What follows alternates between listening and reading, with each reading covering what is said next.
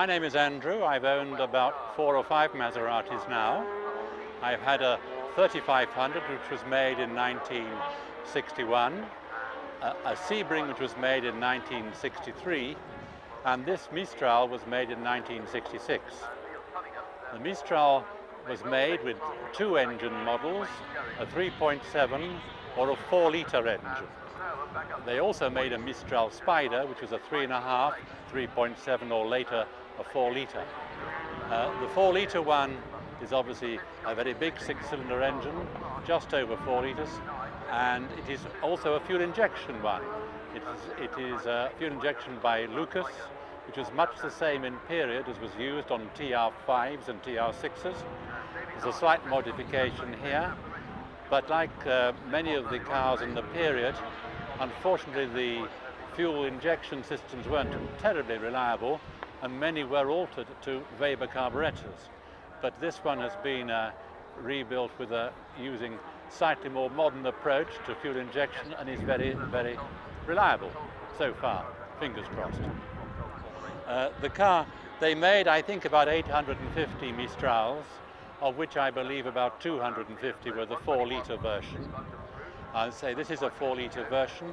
It, in theory, will do 150 odd miles an hour, but it depends very much upon the final axle ratio. This particular car was delivered new in Switzerland, where the high top speed was not so much of a priority, so it is absolutely flat out at 150. I have to say I haven't done 150 yet, but I've done 120 or so on the continent, and it seemed to be very happy at that. And it's a nice, quite a bit more comfortable than the earlier ones. My wife and I did 600 miles in the day last September from southern Italy up to near Bordeaux in a day. So it was a lot more comfortable, and they were designed as grand touring cars rather than the sports car. But this Mistral has a slightly shorter chassis than the 3500 or indeed the Sebring, so it's the more sporting of the grand touring Maserati straight 6 engines. This particular car, as I said, was delivered initially to Switzerland. I bought it in Holland 2 years ago. It had been in Holland for some years.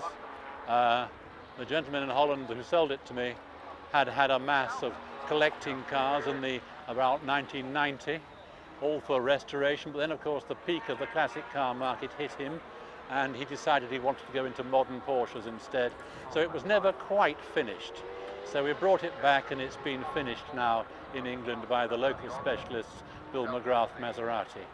And we've had to redo the bit of the bodywork as well, because the doors didn't quite shut properly. So these things are a bit like the Forth Bridge. You keep on repairing them, and you hope that the anxiety is worth it.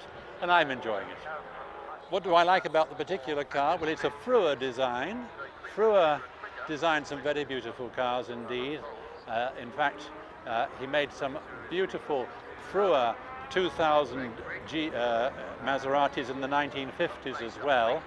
And there's one of those in England now with the pop star JK. He has a Früher G54, it's called, there.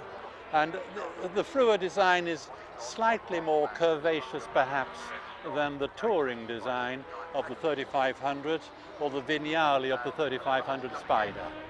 And as I say, it's a slightly later car, so it's a wee bit more comfortable and easier to drive. My experience with this car has been last year.